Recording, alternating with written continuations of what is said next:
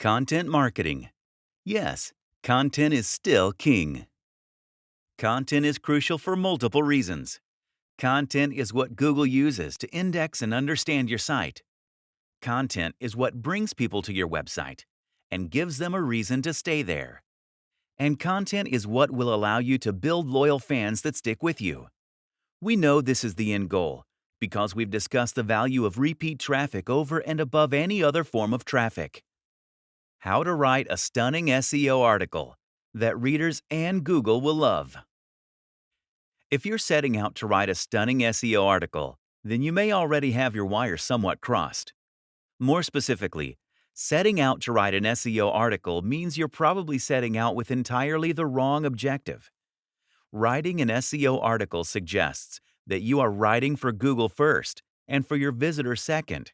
It probably means you're going to try and lace your article with key phrases and that you're going to come up with a clickbait title for Facebook. But if you read Google's guidelines carefully and paid attention over the last few chapters, that's exactly what you're not meant to do. Google's advice is to write for the reader first and to forget about SEO entirely.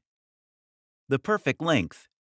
One thing that will help you to write the perfect SEO article is to make sure your article is the right length.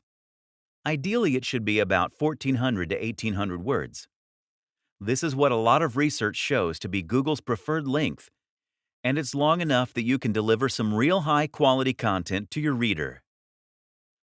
How to use keywords. What's more is that an 1,800-word article will allow you to include your key phrases a few times without it looking obvious. If your article is 1,800 words, you can repeat your key phrase 5 times and still be well under 1% density. The human factor. Finally, remember that Google doesn't care about you. All it cares about is your readers and whether it thinks they'll enjoy your content. And more, Google is now using human signals to decide this. Of particular importance is how long people spend on your page and whether they click on your internal links. Are they reading your content and engaging with it?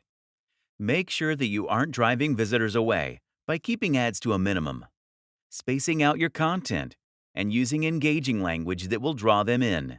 The aim is to reduce your bounce rates, which represent the number of people that leave your site almost immediately after visiting. The most important to reduce this metric is to make sure your content is engaging and interesting. That means it should have an emotional hook. If it's informational, it should provide information in a direct and engaging manner to really bring people in.